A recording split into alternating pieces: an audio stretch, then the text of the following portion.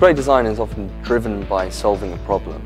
And when we started working on Rocksmith, we realized we had a fundamental problem where if you ask somebody to play and they play on easy, they'll just be playing one note. And that's fine at first. Then after 2 minutes into the song, they've been getting it right for 2 minutes and they get very bored. They want more of a challenge. Conversely, if they start playing on hard because they think they're good and then it's too difficult, then it's frustrating. Those experiences didn't seem to fit with what we're trying to achieve. So you start off and the game will be set at its lowest difficulty level. But then the moment that it sees that you're doing well, it will start to level up. And the higher the level you're playing at, the more points you're going to score. And that's really what we refer to as the Rocksmith method.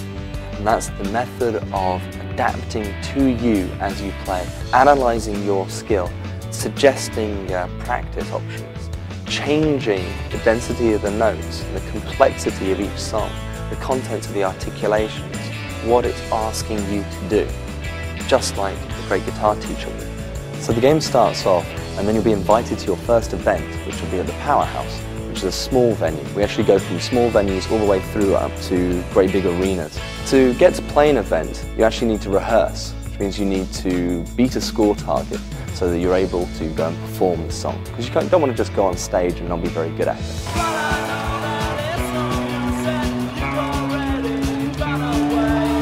As you rehearse, Rocksmith is actually tracking everything you're doing.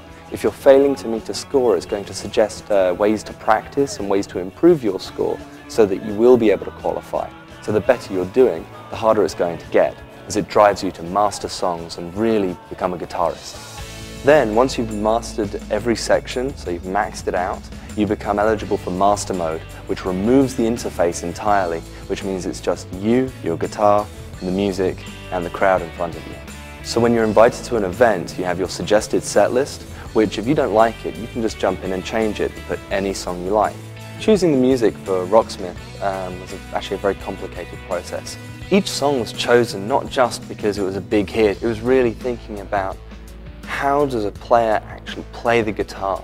What's going to be a good progression? How can we put these songs together and see them going from just playing single notes and still having a satisfying experience, and from Rolling Stones right the way through to Best Coast and Titus Andronicus. We really concentrated on alternative rock because they had the strongest density of E standard and drop D tuning songs. That being our core, through downloadable content we're going to expand and cover other tunings and other genres as we move forward. You might be starting off at something very simple with just one note, but by the time you reach the highest levels, you'll be playing exactly what you heard on the record,